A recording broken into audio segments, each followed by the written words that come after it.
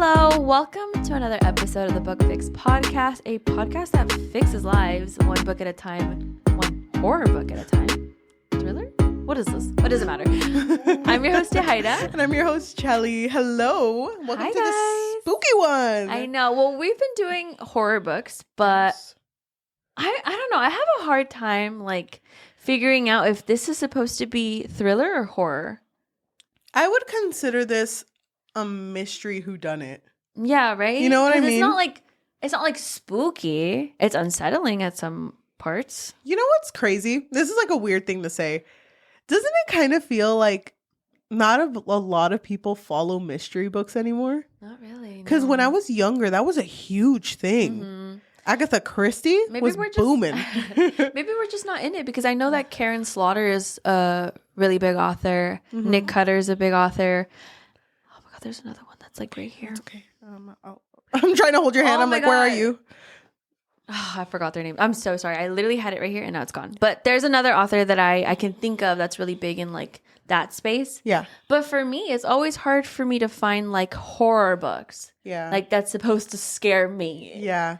I don't think I have found one yet that has made me feel Terrified. violently uncomfortable. Yeah. You know? Mm-hmm. I do have some that creep me out, but that's pretty much it. Mm-hmm. But I'm excited. I like that we do these 2 months, September and October, of just horror books and horror stories because we never really get a chance to read them any other time. Yeah. Because our podcast is just fake dating. Oh my God. The real ones know. In the beginning, we just did a lot of fake dating, but romances. not on purpose. It just happened. worked out like that. I'm sorry. But I was going to say, if these episodes do really well and, there's a want of horror, thriller, mysteries, then obviously we'll sprinkle them in a little bit more. I feel like there's always a want because even me, I look and seek for horror, but I don't pick it very loosey goosey because it's I don't want to be disappointed. Yeah. So and then I always get nervous. Am I gonna predict this? I really hope I don't predict this. I try to turn off my brain. And I think sometimes bad horror books mistake goriness for horror, and they just try to be oh my God, their insides fell out, and it's okay, dude. Was that not one of the books we tried to read last year? Oh, did you even get Which that one? far? Haunting? Oh, no, I did not get that far, but everyone hyped it up. It's the one with the creepy cover, right? Yeah. Everyone hyped it up and it wasn't good. It wasn't good, right? Because there was a moment where I think every chapter was a different story or something like that. I don't remember. It's different characters basically because they were in that game. Oh, yeah. Well, it was a retreat, a getaway kind of thing so that they can focus on writing. And slowly we start seeing them lose their minds through their stories, but not done very well. I mean, then again, I didn't finish it, so maybe it gets better. But I do remember one of the stories was one of those really, really gory, and I was this isn't scary. I'm just grossed out. Yeah, it's gross. Yeah, so I don't know. I'm excited for our 2 months because we either do a hit or a miss. Yeah. So today we are going to be talking about The Night Shift by Alex Finlay. And I did write a summary for this book. Oh, queen. Go ahead. Sorry. This is a spoiler-free-ish summary, but once we get through this summary, we are going to spoil the fuck out of it, okay? I'm sorry. I just think it's funny that it says also by Alex Finlay. And I was The Outsiders? And it's oh no, just The Outsider, just one. Just single, okay? Single. All right, here's the summary. It's New Year's Eve, 1999, when at a Blockbuster, 4 teenage workers are brutally attacked, but only one makes it out alive. 15 years later, Ella, the survivor, is contacted by her former high school counselor, Mr. Stedman, who seems pretty panicked. He informs her that there's been a similar attack to the one that she survived. This attack was at a local ice cream store, and once again, 3 employees died and only 1 survived. This book is told from 3 different perspectives: Ella, who is forced to relive her trauma, FBI agent Sarah Keller, and attorney Chris, who is the brother of the man everyone believes is responsible for both attacks. Dang. Dude, You write good ass summaries. Thank you. Oh my gosh. That's my forte. And then that's it. I got nothing else. Stop. It's so good. Thank you. I want to read the quote that is at the beginning of this book because I love it. It's by our boy Ernie Hemi. Okay, great. Ernest Hemingway from A Farewell to Arms. And it's, the world breaks everyone, and afterwards many are strong at the broken places. So it's supposed to kind of signify. No, it's like symbolizing like what this whole story kind of encapsulates. Yeah. So why don't we just start off? You kind of already started it for us. Well, first of all. When are we going to have merch so we can write first of all? Because that's always where we stop. Or Cheli and I didn't talk about how we both felt about this. I know.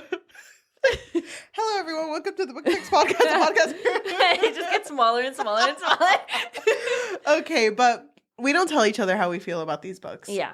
But you did say something earlier today where you were like, I don't really remember much about this one. And I feel like you would have been more... Not what I said, but okay. No, you were like, guy, repress that shit. Fuck that shit. So traumatized. I never want to talk about that shit again. I don't think you liked it. Okay. I don't think you liked it. And I'm going to say you gave it a 1. That's how much I don't think you liked that's it. really strong. Yeah. Okay, well, it's not a 1. Oh. Well, now you're making me feel like you don't like it. What if fighting? I didn't? We start fighting again. That'll be on the arm of our merch. We start fighting. Oh my God. Okay, I'm not sure how you felt about this. Honestly, you gave me no indication. Thank you. Of this story, like at all. But you did actually mention that you were getting frustrated. That's the only thing you really said. I'm not sure if that's a good thing or a bad thing. I'm gonna say it's a bad thing. I think you gave it a 2.5. 2.5. Wow. Well, I do want to say lower than mid, right?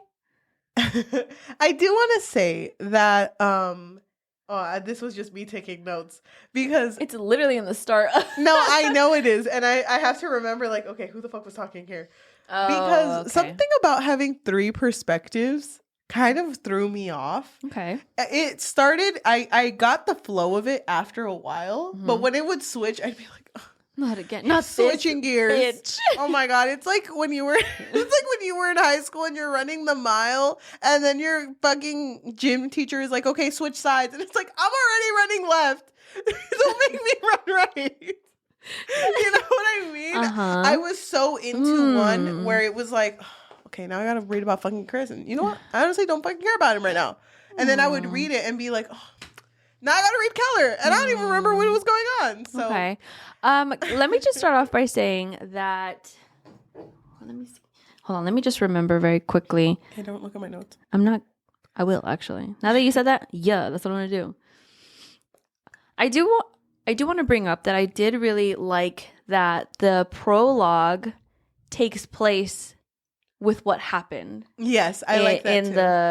The brutal attack, right? The first one. Yeah, the first one that happened in 1999. I really liked that this is like one of the characters that was attacked and died. Didn't make it, yeah. And I feel like it definitely gave more substance to the story, especially because the next chapter, we go straight into Ella's point of view, which is the survivor. And it's been 15 years later now, and she is obviously traumatized still to this day because she is not the greatest character. She is a therapist, but she definitely relies a lot on like drugs, like a Xanax, I think is what she's taking in the beginning. And also she cheats a lot on her husband, which... Fiance. Oh, yeah, fiance. And I just kind of like... I kind of liked, though, that she wasn't a good character because it gave more... I guess, validity to how much this really affected her, because she did not give a fuck about her fiance at all. And the more it goes into her character, because at first I was like, why the fuck are they painting her as so bad? Like, why does she not have redeemable qualities? But then the further you go into the story, you realize it's because she herself doesn't really view herself as like anything worth it. I think she definitely she definitely had survivor's guilt, because she is the only one out of the the workers that survived. And the reason why she even gets involved in what's happening currently 15 years later is because her former high school counselor calls her. Stedman. Yeah, he calls her and he's like, oh my God, you need to come to the hospital. There's someone else who is a survivor. Yeah, she went through the exact same thing that you did. So if anyone's going to get through her, it's going to be you. And no one could get through her, the current survivor to her, Yeah, so her name is Jessie, and she's very much like, I kind of really like Jessie in the beginning, because as soon as she sees Ella, who had a night where she like went out, cheated on her fiance. She's wearing like this like tiny little dress. Fuck me heels. Yeah, exactly. So she shows up in the hospital like this, and Jessie just looks at her and she's like, damn, did you just get off your shift or something? Like, what the fuck? And Ella's kind of like, she has her therapist mode on, and she's like, okay, she's not wrong, but let me like deflect this. And she's able to talk to her a little bit. And at first, Jessie's very like, you don't understand anything, so why am I going to talk to you? So Ella takes this moment to kind of open up to what happened to her. A little bit, yeah. And she gets emotional, doesn't she, talking about this night? Because afterwards, she mentions, for the first time, by the way, because she said she hadn't mentioned it before, that when this person killed everyone, the person who did it like bent down towards her and whispered, "Good night, pretty girl." And that was like all she remembers. And so then Jessica opens up, and she doesn't say much, but she does say like, I was in the bathroom. Was not. Well, she doesn't. I don't think she tells her. Does she tell her? Or because right here she's like confused. She feels like, damn. Yeah, you were buying ice cream. Did you see who did it? No, he hit me. It was a blur. Did he touch you? No. Oh no, I was talking about her. Did she tell her this? Yes. Oh, she does? Okay. Yeah, she does, because then at the end of this chapter, Jessie is like, oh, I remember one more thing. He also said, "Good night, pretty girl." Yeah, so it's obvious that it's the same person, whoever this person is. Yeah, which at this point of the story, because we do go to Chris next, but at this point of the story, everyone believes the person who did it was Vince. I don't remember his last name. Yeah, Vince Whittaker, which is the older brother of Chris. And Chris is an attorney, right? And he just lives in a very fucked up life. I'm pretty sure one of his first chapters, you see him as like a child. Or no, like younger.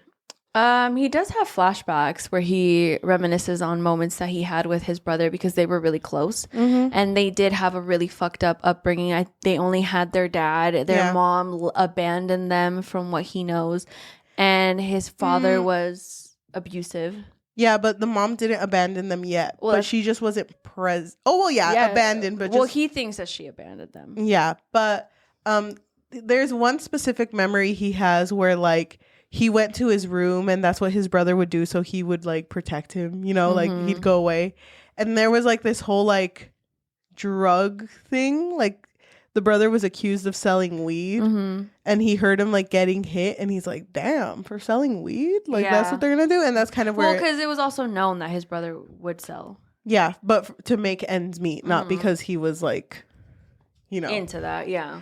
But, Chris is also a very fucked up character. We see him reminiscing about the attack only because this new attack is very similar to the Blockbusters attack. And yeah, that's basically him. And then we have our third character, Sarah Keller, who is hella pregnant. Oh my. 8 months in. When they revealed that she was pregnant with twins, I was like, girl, why are you working right now? No, I'm loves her job. The only day off I'm going to ask for is the day I give birth. And that's only going to be a half shift. Like, I'll come back after. Yeah, she's definitely a workaholic. Yeah, she is. But she's also very determined to solve this case. Like, to solve the first, not that she doesn't believe that Vince did it, but she just wants to be 100% sure that he is responsible for the first murder and the second one. And through these point of views, we learned that no one has seen Vince Whittaker since years now. So she is trying to locate him also. Like, she's trying to find him. Yeah. So that is her whole thing. I do want to bring up that she does get a new partner too, whose name is Atticus. And at first she's kind of like hesitant because he's so young. But Atticus proves to be super full of life, eager. Young, dumb, yeah. But he proves to be very reliable. So out of all three perspectives, whose perspective did you enjoy reading the most? Probably Ella's. Oh, why? I just felt like there was more that I got from her perspective through like the story. But I did like all of their perspectives. I think it would be hers first, Chris second, and then Keller's third. That's funny because mine would probably be Keller's first, Sarah second, and Chris third. Who's Sarah? Oh, Keller. Keller, Ella, and Sarah. Wait. Wait, who's Sarah? Who's Sarah? Her full name is Sarah Keller. Keller. You just Keller. really love Fuck, I'm messing up. Wait. Keller, Ella, and Chris. That is the order. I'm sorry. I felt so bad for Chris, though. I feel like we had so much like revelations through Chris of his brother, and I appreciated that. I really liked those moments. And then I felt so bad for him because he was like obsessed with watching this YouTube channel that was called like Mr. Nirvana, because he was convinced like, oh, this is my brother. Yeah, because that was something he would say. Yeah, because he said something like, he described something as Nirvana when they were young. And so now he's like fixated. He's like, this is my brother. I know it's him. I'm going to find him and I'm going to prove his innocence pretty much. Like, that's his whole goal. Yep. And so he gets involved because, oh, well, that's kind of soon actually. So let's keep talking about Ella. Just to mention a little more about Ella. Ella didn't have a good familial. Oh my God. Her mom like pissed thing. me off. Phyllis, was that her name? I think so. So Ella actually grew up rich, but she went to that public school because she lost her brother. She lost her brother, right? Her brother. And so her parents were like, oh my God, maybe we need to change the environment or something like that. And so she was this rich girl with all of these like middle class, poor people. Because then people would make comments like, oh my God, you can't go anywhere without your bodyguard. Yeah. Oh my gosh. And the thing that strikes me the most too is that when she talks about like the shit she like went through, like the trauma, she always talks about like, oh yeah, my parents dumped me here for like help. So she doesn't really have a good relationship with them. I don't know if I'm gonna also like, okay, we could just, it doesn't matter what order we go in. Yeah. I also hated that when she did see her mom. Yep. That's what I was gonna say. Her mom was kind of just like, Ella, really? Like, move on. Can you just get over it already? Yep. Like, everybody goes through something. Like, you're not, like, so different. So she's never sympathized with Ella because of what she went through. It doesn't even feel like she's grateful that her daughter's alive. It's just kind of like, And it's crazy, too, because you would think she would want to, like, be that type of parent that would care. But I think Keller does like an investigation where she talks to the parents and it's just like, I'm not even gonna fucking talk to Phyllis because that's nothing. And then she talks to other parents who are like, yeah, my kid was amazing, you know? So it fucking sucks that just Ella had no support ever. Keller, by the way, just to mention, with the whole ice cream murder, the second one, I just want to say that the fact that all the bodies, the people who were killed, were all face down fucked me up. I hate when bodies are doing something they shouldn't. And if I walked in and 3 people were planking, hell no, I'm walking out. I can't imagine, like, I'm just gonna use the bathroom like really quick. me enjoying my self-care there, and I see that fucking shit, I go back to the bathroom. Yeah. Like, oh my God. I fucking hate that. See, I needed to remember who was who. Oh my God, yeah. Damn. Can I say these chapters were really short, which is something that usually annoys me. But I don't know if it did this time. I feel like it helped move the story pretty quickly for me. Like, I think it kind of helped me, like, okay, yeah, on to the next, you know? True. But one thing that I don't know if it sat right with me was the fact that every single chapter always ended in a cliffhanger. Because I was like, you don't have to do 80 cliffhangers. Yeah, you're right. I forgot about that. Yeah, every chapter... How am I supposed to go to sleep, Alex, if every chapter ends in a cliffhanger? Maybe that's why they did it. Well, anyway. He's like, don't go to sleep. That's what makes it scarier.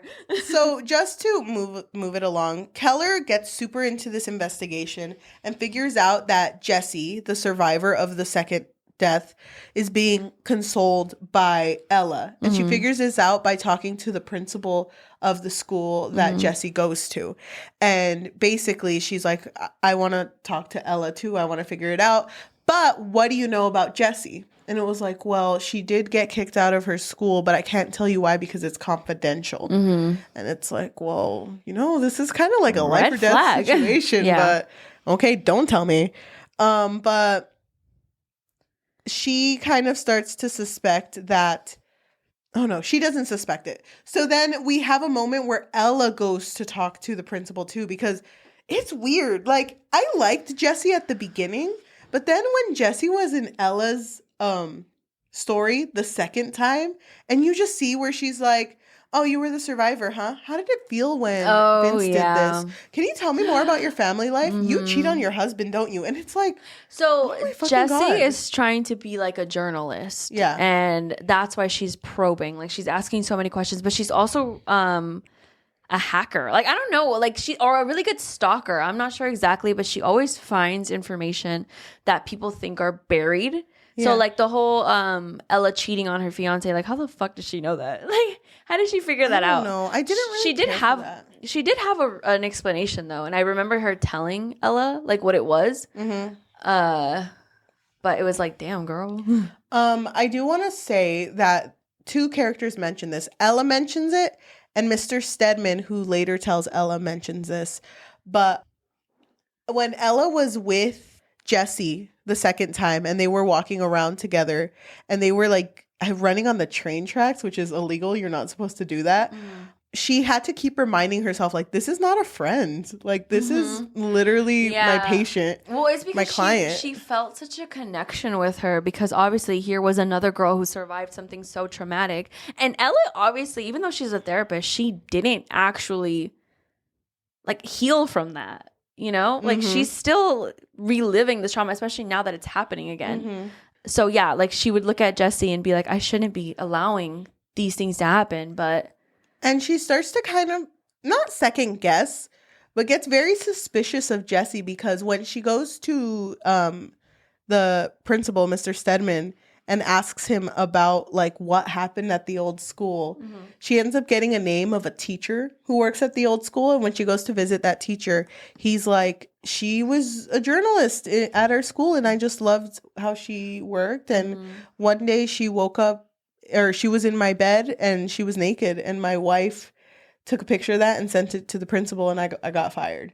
But he was trying to insinuate that she just did that. You know, it wasn't like anything happened. And Ella was trying to figure out whether or not to believe him. Yeah, but then he does mention that his wife, now ex-wife, did say that she did not send the pictures.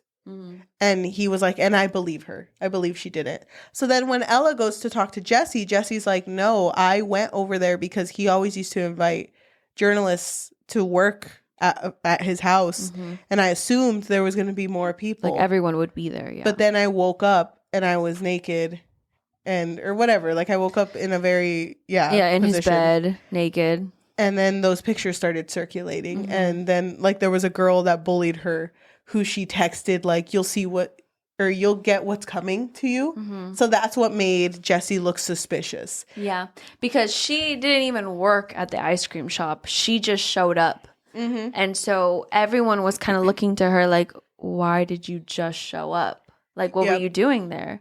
And they're probing her at the police, like in the investigation room, interrogation room. I mean, they paint it as if like, oh, we did it. She's caught. Like it. Like everyone thought that this was it. This was the person who did it. Yeah. So then when Ella is the one that's probing her, and it's like, you have a connection. Why were you there? Why were you there? She just says that she doesn't want to reveal too much. She just says that she was upset because one of the girls who was there was the one who was bullying her. And she was really upset. And that's why she was there, to confront her. But she was like, I wouldn't have like done anything, pretty much, you know? Yeah. Love Atticus. Oh. It's funny because the reason I liked Keller's point of view so much is because I love seeing how close she got to Atticus. And I loved when she would like hear him talk sometimes, like, oh, tell me about your name. It's like, oh, it's because my parents really liked How to Kill a Mockingbird. Oh, yeah. But maybe they named me too soon because Atticus ended up being racist. I know. Oh, my God. Yeah, I did really love Atticus, too. I thought his character was so great. And he was so good at his job. So I love that he was just like, and I love seeing that, like, difference, right? Because Keller is obviously seasoned. She's been there for so long, and she's more like hard-shelled, even like comparing her to her husband, who's super loving and doting to her. Yeah. And then seeing how she is in comparison to Atticus, who's brand new, doe eyes, just wants to, you know, give his all. Like, I loved that. Can I also say, I'm glad that no matter what happened in this story, Keller's relationship was never compromised. Yeah. I like that wasn't something that was touched. That was just like, oh, she just has a really good husband. Yeah, he's like great. Anytime Keller would come up, I would draw a crown because she was queen. Oh, cute. Okay, so then when Jesse is caught or apprehended, whatever, Chris takes on her case, actually, because he is so convinced that his brother had nothing to do with the murder. So him getting involved is kind of like him, you know, saving his brother's name, pretty much. How did you feel about Chris's relationship with his wife? Like, how did you feel about that moment when he, like, finally told her, hey, so my real name is actually not whatever fake last name he had. It's actually Whittaker, and my brother is Vince, and so on. Remind me, she was supportive, right? No, she wasn't. No, she was pissed. Okay, I don't remember. Okay, explain it to me again to remind me. So so I forgot exactly why he tells her, but he reveals to her, hey, this is who I actually am. This is my brother. He, you know, everyone thinks that he's guilty and whatever. I don't know if he immediately tells her that he doesn't think that his brother's guilty, but he just reveals his true identity to her. Yeah. And she gets so angry at him. Like, she's just pissed. Makes me sad because they were a very healthy relationship, right? Before that. Kind of. I mean, he was kind of absent too. Yeah, that's true. And I think he felt kind of left out when it came to like hanging out with her, like her friend group, because they were like, I don't know, like they were just a little different. So yeah. I do remember that, but I do remember that it really sucked. Like, I hated how she reacted to it because it's like, this is such a vulnerable moment, and your husband is literally telling you like, hey, this thing is so like, it means everything to me, and she just kind of like fucking went off on him for it. Yeah, she leaves him, right? Well, they kind of like separate after that. Okay. So, and then she gets mad at him because she tells him like, you can't be, she's a lawyer too, I think. Yeah. She's like, you can't be involved in this case because it has to do with your brother. And he's like, who's gonna know? And she's like, you're putting me in a really bad position right now because I have to tell someone, like, I'm sorry. Yeah. In the original murders, people are trying to piece together like what exactly happened, what caused this person to kill. Yes. So Vince was believed to have been talking to Katie, which was one of the victims. And because of his upbringing, everyone thought like, oh my God, he was such a bad influence on her. They found out, Vince found out that she was pregnant and he went there. They got into a fight, allegedly. This is what the rumors, right? They got into a fight and he was not happy about the baby. And so that's why he killed her. Then at all the witnesses, he killed the witnesses and somehow just left Ella alive. That was what the public thought happened. Yes. And also, what really sold it was that they found the murder weapon in his locker, which is just kind of stupid, but whatever. Yeah. They found the murder weapon in his locker, and that's when they took him to jail. But I think that he paid the bail or like something happened that they released him. And when he was released, he went missing. Nobody could find him. Well, they thought that he had ran away. So he ran away or whatever, and now he's gone. No one knows where he's at. And so that's what they think happened. Nobody knows what happened with Kelly's baby. They thought that she had an abortion. And Vince, he was mad about it. Yeah, Vince was just mad. Like there was like different variations of the story, but either way, like he was upset about it. So that was the original killings. So they're trying to piece together like what does this have to do with the like 15 years later murder? Yep. Spree. Jessie is in jail, but I think they released her pretty shortly after, no? Yeah, they do. Because of Ella's mom, I think. I don't remember what happens there. I remember that they go to Ella's mom's house and Jessie is about to eat a good ass meal for once in her fucking life. And then Phyllis says some dumb shit and obviously Ella's upset. And so Jessie's like, you know what? I'm not even hungry anymore. What? No cheeseburger anymore. Not for me. Let me just smell it. I'll just take it to go. Very convenient, actually. You didn't work on it. I think I carried to-go boxes. I'm ready for this shit. My McDonald's bag. I know. Oh, but then Jessie sees Chris when she was still apprehended. Yeah. She sees Chris and she's like, I know who you are. The fuck you are. I know who you are, bitch. Yeah. And he's like, whoa. He's like, hello? Okay, so I don't remember how it happens, but there was a truck that Atticus and Keller ended up. Did they almost crash into it? Is that what had happened? I don't really remember that part. But there was a suspicious truck. I think that because they were looking too deep into this murder, that's why that happened with the truck. Because like someone was following them. No. Yeah, but this truck ended up being stopped. There was a serious accident. Atticus had like put a red flare.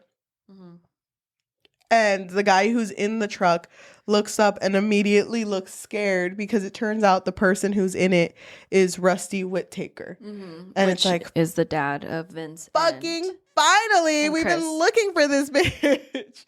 So when they take him in, he is very unkempt. And he basically, they like look through his storage units and realize that in one of his storage units, he has a body in there. And for a while, Keller's like, oh my gosh, that's Vince. He killed Vince, but realizes that this person is wearing a sundress. And it's like, holy shit. And also, it's not a fresh body. Yeah. Can I just say this moment fucked me up? When I got to this moment, I was like, what the fuck? I mean, it doesn't surprise me. He was an asshole. But I really felt for Chris because the whole time he was over here thinking like I was abandoned by both my mom and my brother. But instead, the mom was killed 15 years ago. And he's just kept the body in a storage unit. Yeah, that must have smelled so bad. I know. What the fuck? Oh, God. And I feel so bad because it feels like out of all the characters, Chris just kept getting hit. Yeah. Like, there was so much. Chris like and Ella. He could get no wins. None. I feel so bad for him, too. Like, I really felt for Chris so much. And especially because he had such high hopes that he was so close to his brother. Like, through that YouTuber, Mr. Nirvana. Like, he was convinced, like, this is my brother right here that I'm watching. And it sucks because even Mr. Nirvana in his YouTube channel would say things that even made me think that it was Vince. Because he was talking about going to visit like a pier. And he said, this is where ships go to die. There are worse places for your final resting place. Trust me on that. Yeah. And it's like, damn. It's like ominous. It's him. It's Vince. It's Vince, bitch. Oh, gosh. Yeah. So, Ella. That's it. So... I kind of oh god, I want to say because there's a lot of flashbacks in Ella's thing where she like reminisces with her friends of who worked at the Blockbuster, I didn't really like her friendship with any of them. I think it was because she was kind of an outsider, no? Yeah, and she was trying really hard to fit in because they invited her to a party. And she was like, yeah, I party like all the time. Oh my God, I know the way she said it was so awkward. Wait, was it her or was it the other one? No, it was her because then a guy drove up and was like, are these your work friends? And she was like, why did they say work friends? Like, it's like it really got to her. So she would try really hard Just to socially fit in. awkward.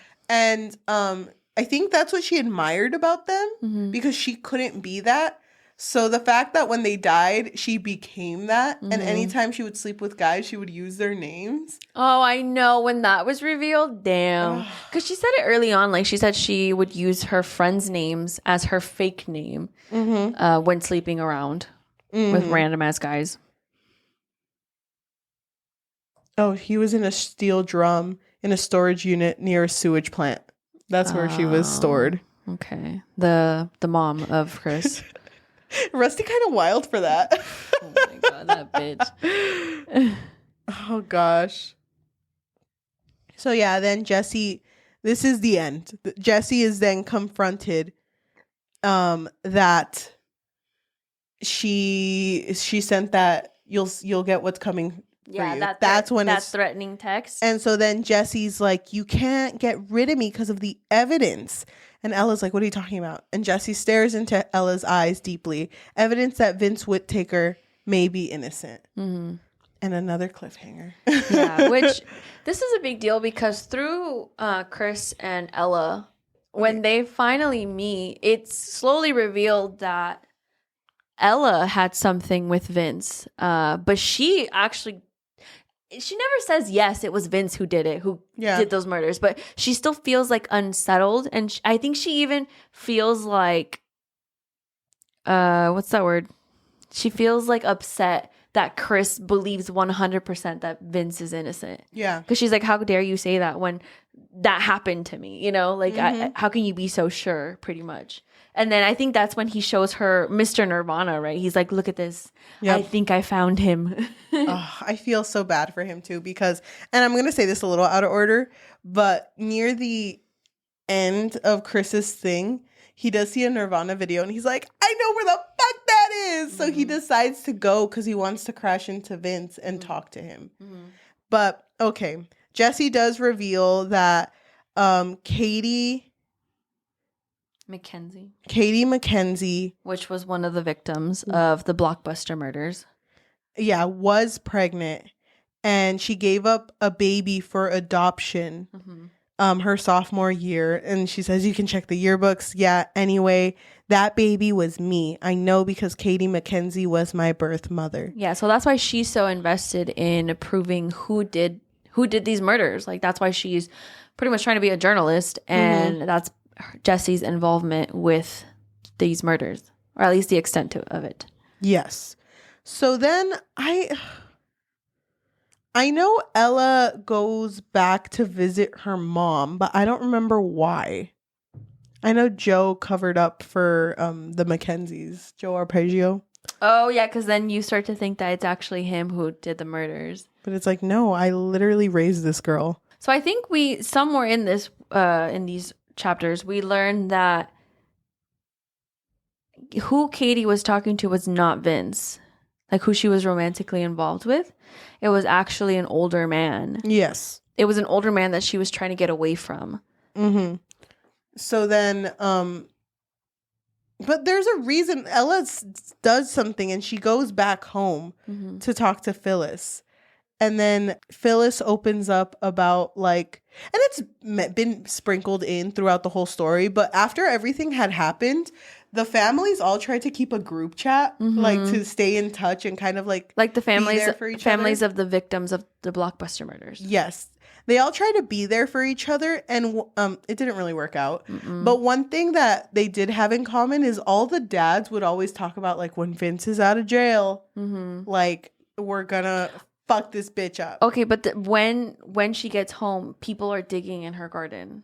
Yes. Yeah. So actually, before this is the whole Chris going to see Mr. Nirvana, right? And when he sees him, it's like, who the fuck is this man? But I think Ella was with him, And so she sees that, okay, it's not Vince then. And that's when she goes home. She sees people digging in their garden. And she's like, what the fuck, Mom? What's going on? And that's when she sits her down. And then what does she tell her? And she basically says, like, your dad was really upset when Vince was let go. So him and a bunch of the other dads went to Vince and beat him up. But then it got very brutal. Like, they took out a gun and each of them took a shot at Vince and ended up burying him in the backyard. But it affected...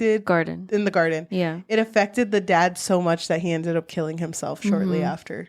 And it, like, completely, like, throws everything, like, for a loop. Because it sucks because Chris walks in, like, a little later and it's like, why are you here? And it's like, well, you guys are digging up my brother. So, like, of course I'm going to be here. And I think it's around these chapters where they both...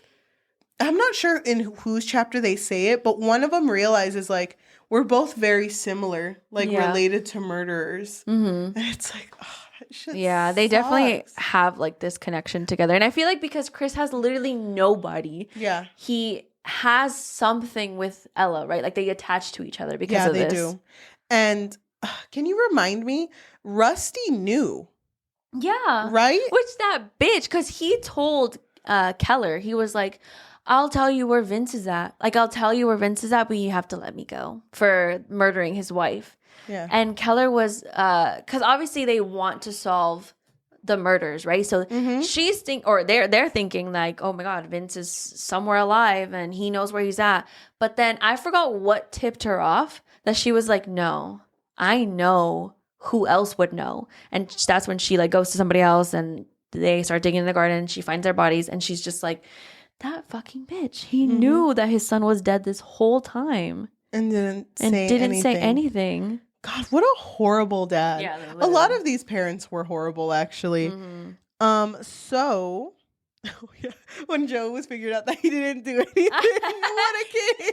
You were like, thank God. Wait, can I show this? These were my notes. Joe's good. What a king. Yay. Good for him. I'm very excited, huh? That he didn't do it. I didn't want him to be the one because I was like, he's just another guy.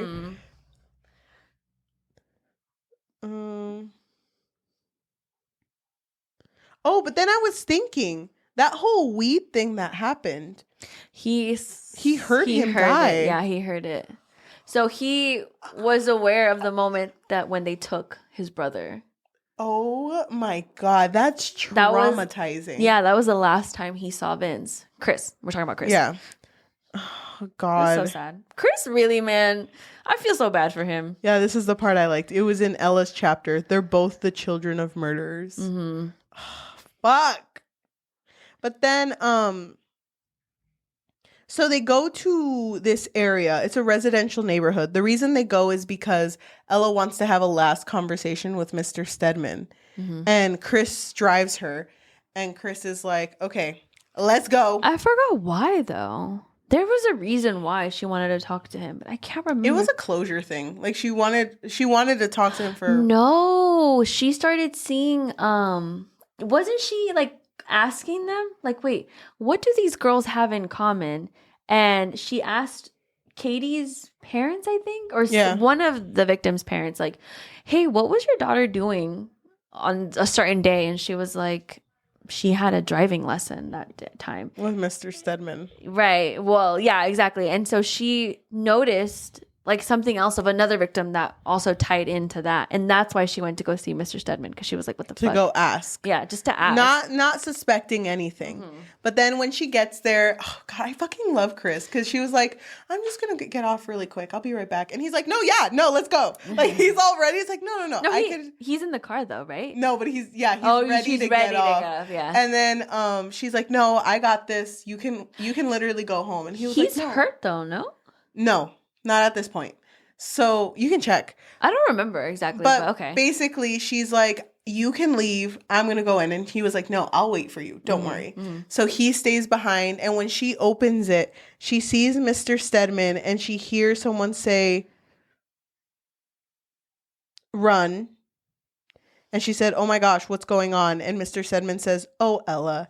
And you can see that, she hits him. No, he hit someone else, but he's covered in blood. There's a person with a knife in them. Like, there's like so much shit going on. Mm-hmm. And Ella's just open mouth to scream, but her voice box was paralyzed. Dude.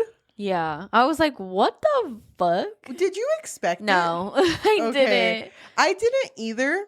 And at this point, I was just confused. I was like, why the fuck would it be the principal? But Well, then I because thought they did mention that she was with an older man. Yeah. And then I also thought about how the principal would always joke like, yeah, in this job for the money, am I right? Oh my God. Uh-huh. So I was just like, oh, he's just a bitch. Yeah. There's my Not the shocked turtle. face. There's my shocked face. So then And then Keller just busting, fucking guns a-blazing. I was so worried for her. Yeah. Literally, my blood pressure was high because I was like, this girl better make it. Those twins better make it. And then wasn't it so cute when her and her husband would be like, oh my God, they would give the twins names. Yeah. Like Jon Snow and Daenerys. Mm-hmm. I don't remember exactly who, but John, make sure Jon and Daenerys is safe. And it's like, why would you do like their siblings as like the couple? So, but we figure out very quickly that Stedman is the person who Katie was involved with. Mm-hmm. And she was afraid of him. And also he was abusive. Yeah, so the whole thing, because we were led to believe that Vince and Katie were the ones who had a baby and it was Jesse. Mm-hmm. But it's revealed that Katie was in a relationship with Stedman and she didn't want to be. Yeah, she was trying to get away from him. And the whole her and Vince was just kind of something that Stedman, like, it was like a jealousy thing. Yeah. It's like, what do you have with Vince? Why are you always around him? And it's like, dude, calm the fuck down. Yeah, they were just friends. Yeah, so there was nothing between them, but Stedman, when Keller walks in, Ella's like on the floor and she's like, Stedman got Chris and he's hurt really bad. Like, you need to help him. And there's like a huge fight. Atticus gets hit, right? I think he does. And then there's a part where Keller's just holding onto her stomach and she's like, hold on. Like, I need it. My babies, they're not moving. And she like counts and dude. Yeah, she was panicking because she couldn't feel them move. And so she was just like sitting there like, oh my God. Mm-hmm. And then it sucks because she starts to feel a little bit guilty. Like, oh my God, should I have just stayed home? Like, should I have just stayed home? My poor babies. And honestly, I think the thing that really drove Stedman, because then afterwards we get a Katie perspective in chapter 70. And the thing that really drove Stedman to do what he did was when he was like, don't do this. Don't go to work or else your world's going to turn upside down. And then she's like, okay, so what? And she walks over and laces her arm with Candy and Mandy. And those are the ones that are killed. Yeah. Well, so, Katie as well, but yeah. Yeah, but it's just kind of like, I feel like that was his last thing. Like, that was what kind of drove it. Was like, okay, fine, bitch. Like, I guess I'll kill everyone else. Wait, now I'm confused. Why? Because wasn't it 3 murdered and 1 survivor? Because the guy died. Peter? I don't remember. I don't remember either. Well, I think Candy died. I don't remember Mandy. But okay. I don't remember if one of them died later. Maybe. Yeah, but I'm whatever. Sure.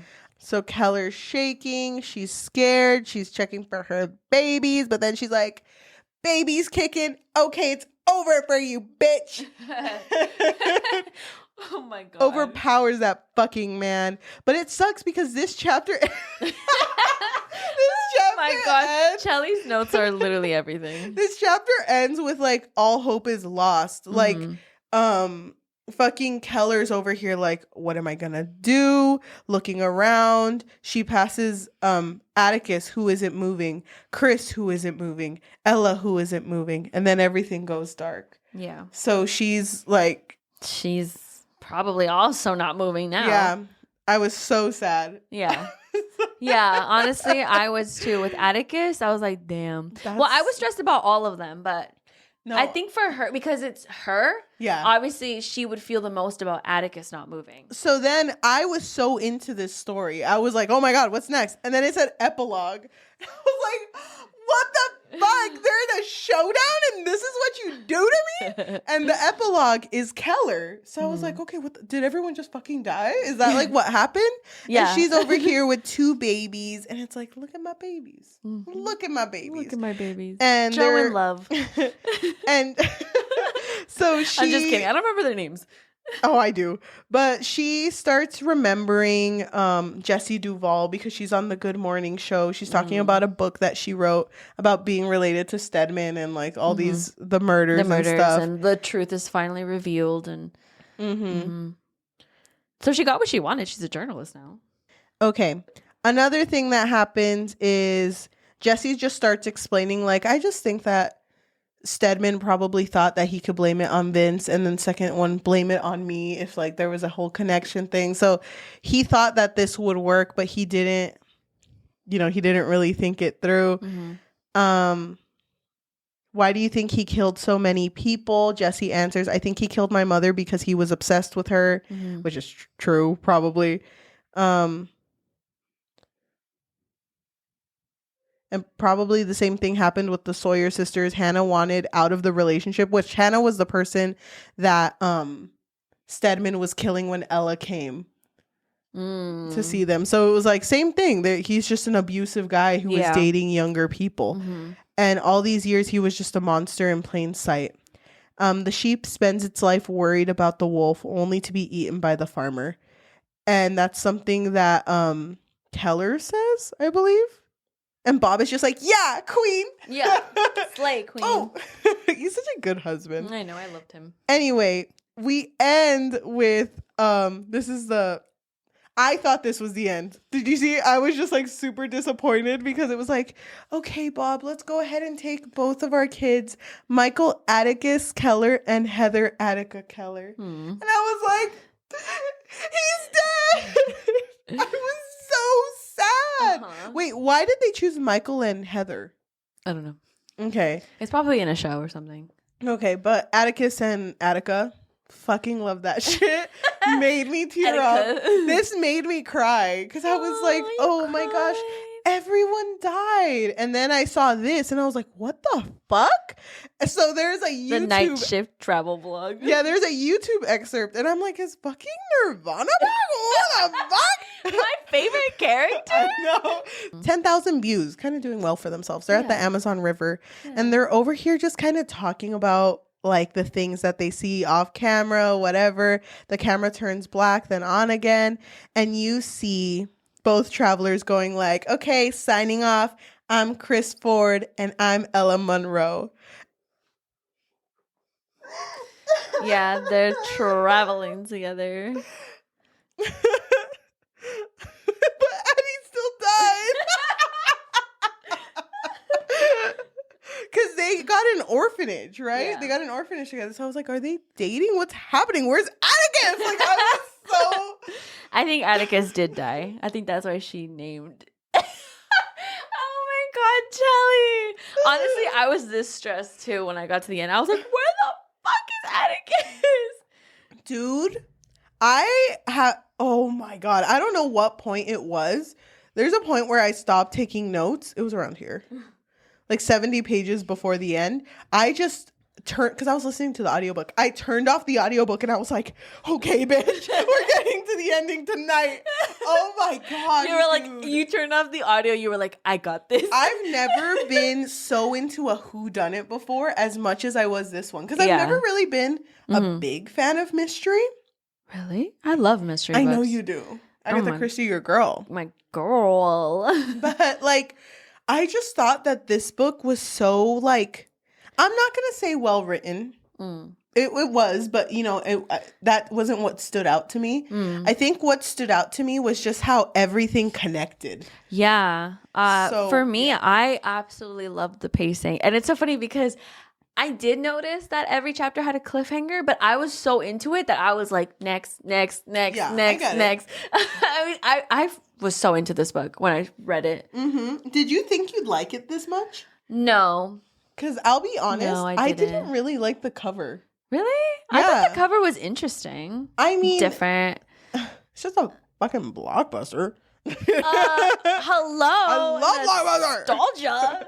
No, but I was just kind of because this just is looks it the like blockbuster? Yeah, it's the blockbuster. Look, that's scary. Oh my god! I'm sorry. It's just Cheli is zooming into the cover and seeing a man just standing there ominously. I know that's just the person who was getting a movie. Sorry, I like hold it up like. Here it is. How are they gonna see it? I'm gonna put it under the table. But if you can't see it, sucks. I just was a little disappointed with the cover because it's like this looks like any other shit. Yeah, you know. So I did not have high hopes for this story. But I am so glad I was wrong because, oh my God, I was so into this shit. And it just makes me so happy that Chris and Ella, although they came from very terrible homes, kind of found comfort in each other. Yeah. Oh. And I kind of like that we don't know whether or not they're together, right? Yeah. Like, because I feel like it doesn't really matter. Because they still have each other. Yeah. No matter what happens, they still went through the same thing, you know? So oh my God, this ending, it hit. Yeah, I had no idea that it was going to be Mr. Stedman. But when it happened, I was like, that fucking bitch.